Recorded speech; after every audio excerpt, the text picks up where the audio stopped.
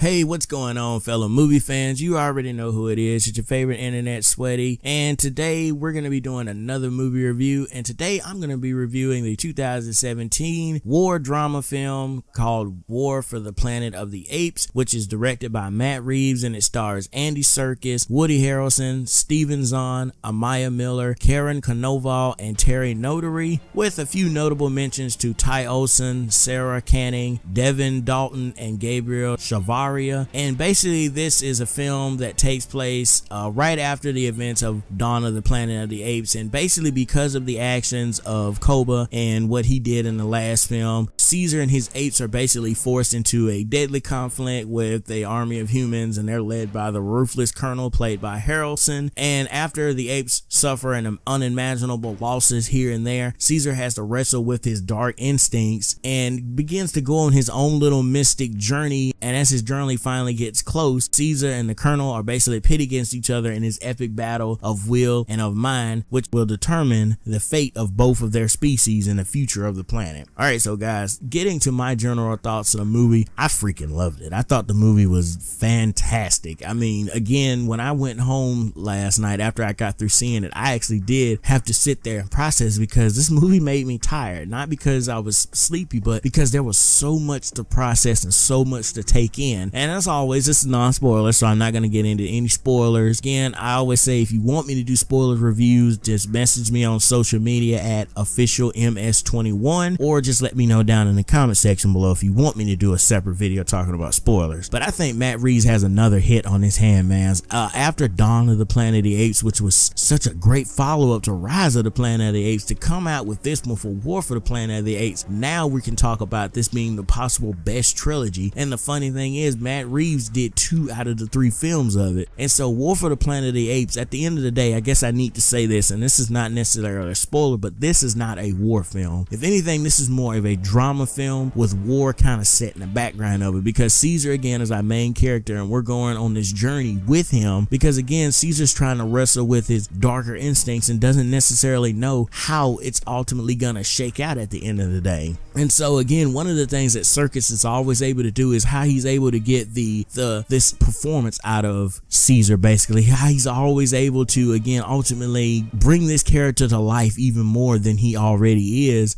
Some of the other things that I feel like I have to spotlight, again, the acting, again, you know, with Serkis and with Harrelson. Oh gosh, Harrelson was so good in this movie. Again, for you all who do not know, Woody Harrelson is a gem. Whenever he is in a movie, he elevates that movie. The last movie I saw him in that he really elevated was The Edge of 17. He really elevated that movie and was able to embody what this teacher archetype character was, and how he ultimately did have motives, and how he cared about Haley Steinfeld's character and felt like almost like that second dad figure in her life, since her dad unfortunately had passed away. Spoiler alert if you have not seen Edge of 17. Steven Zahn, I thought he had some very comedic moments in here, and I look forward to definitely seeing more from him from the future. Karen Konoval is Maurice. Maurice is basically like Caesar's second in command. He's wise and he's benevolent, and he always keeps him in check, and he's basically his #1 advisor. Some of the other characters that I really like, we got to see Terry Notary as Rocket. He is this chimpanzee, and he's basically like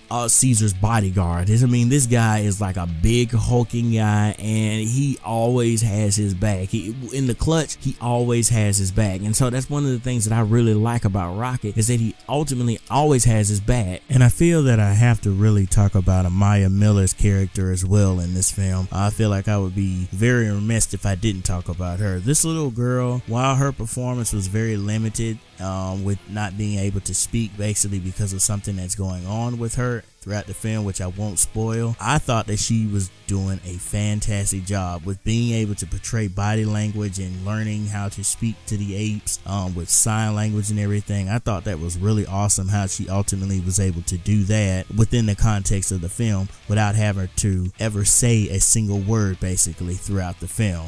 Getting into some of the other things that I want to talk about the film, again, I talked about the acting. The story itself is such a tight-knit story, but the story fits itself itself and lends itself to interpretation, basically, because again, this is about a journey, not necessarily about a war, but it's about a character journey of internal struggle and wanting not to become something that you fear and hate the most. And then at the same time, you have this war background going on from the human standpoint of we have to kill off these apes because these apes have already killed off for the population, and not necessarily because of anything they've done personally, but it's because of this monkey virus that we keep hearing about, or simian flu as they're calling it. One of the other things I want to talk about, again, the musical score. One of the things that I don't spotlight enough in certain films is the music and how it ultimately conveys the scenes and how it becomes a character itself. One of the things that I have to say to Michael Giacchino is that I felt like he was able to accent scenes where they needed to be accented with the music, and the music itself ultimately became a character in the film. The action sequences were great. We saw a lot of those action sequences in the trailer, but there was a lot more that we didn't get to see. We got to see just how cunning the humans can be and just how cunning the apes can be as well. And I thought overall the direction of the entire movie was handled very well. Matt Reeves has another hit on his hand, and I think this movie is fantastic, like seriously fan-freaking-tastic. If you have not seen any of the other films, and I'd suggest you watch those and then come watch